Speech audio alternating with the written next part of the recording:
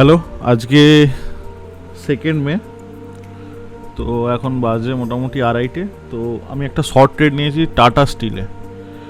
তো এই হচ্ছে ব্রেকডাউন, এই ব্রেকডাউন আর হচ্ছে এই স্টকটা ব্রেকডাউন করার পরে এই 169 এই লেভেলে এসে 169 লেভেলে এসে বারবার রেজিস্ট্যান্স ফেস করছিল। তো আজকে রেজিস্ট্যান্স ফেস করার পর যখন একটা হ্যাঙ্গিং ম্যান ক্যান্ডেল তৈরি করে কনফার্মেশন দেয়, তখন আমি ট্রেডটাতে এন্টার করি।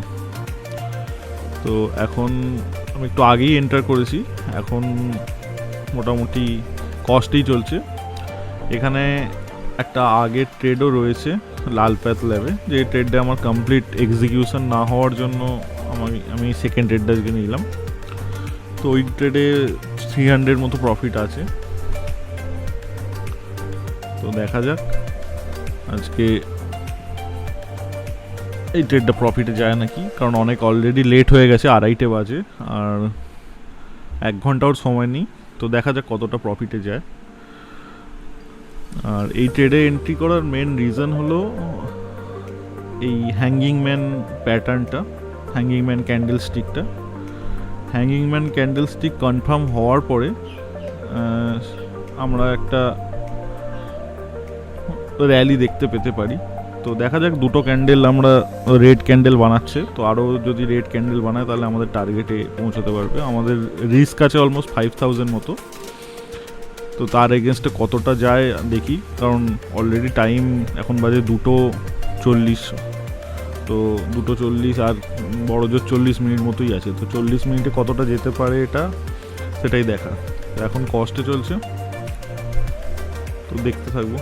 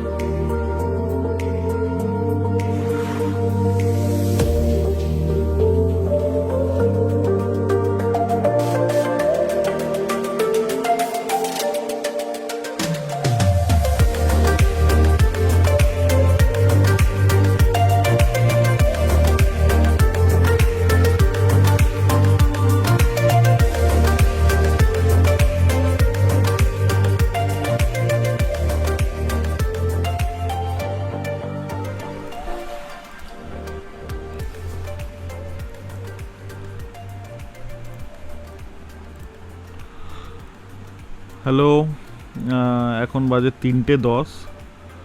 তো স্টকটা একটু নিচে এসছে, আমার অলমোস্ট 2000 মতো প্রফিট হচ্ছে। 300 টাকার প্রফিট আমার আগের স্টকটা থেকে ছিল। তো এই স্টকটাতে তো 2000 মতোই প্রফিট হচ্ছে।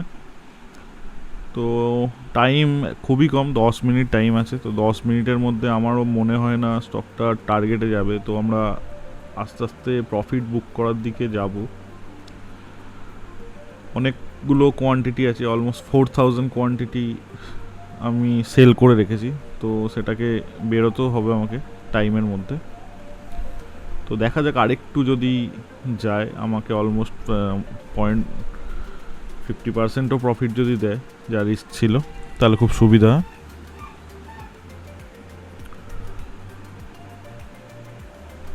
স্টকটা আমি ট্রেডের মানে নেওয়ার পর অনেকক্ষণ ধরেই সাইডওয়েজ হয়েছিল, তো সেই টাইমটা অনেকটা চলে গেছে।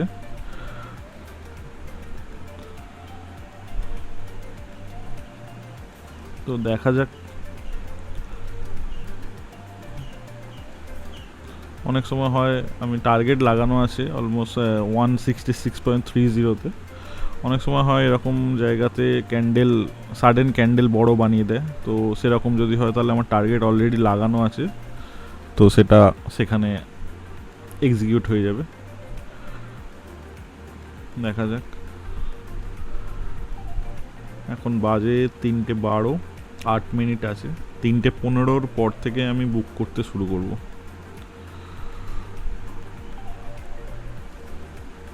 ঠিক আছে, দেখা যাক, আপডেট করছি।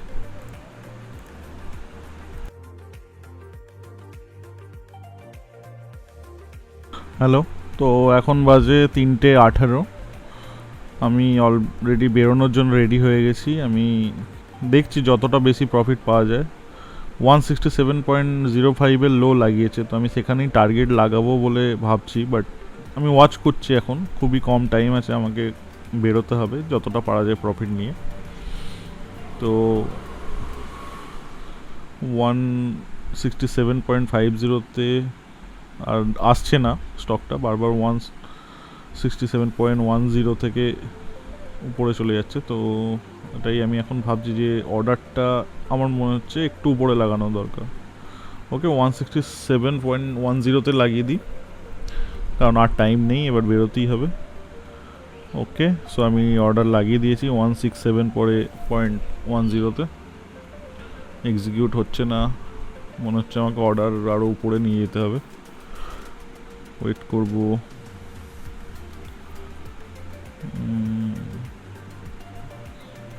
দেখি উপরে নিয়ে যেতে হয় কি।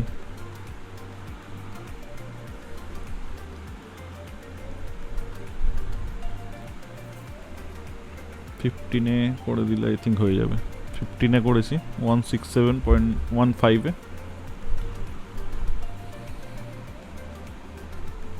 এসছে। হ্যাঁ হ্যাঁ, ওকে, সো আমার অর্ডার কমপ্লিট হয়ে গেল। আমার টোটাল প্রফিট অলমোস্ট হলো, আমি স্টপ লসটা ক্যান্সেল করলাম। তো আমার টোটাল প্রফিট হলো 2000, অলমোস্ট 700। তো এর মধ্যে থেকে আমার 300 মতো প্রফিট আগের স্টকটা থেকে ছিল।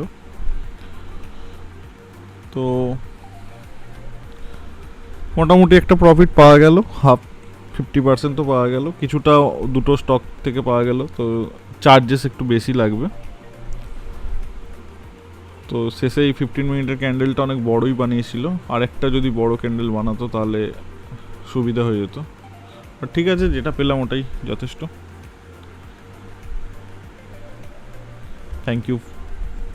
Thank you for watching, by.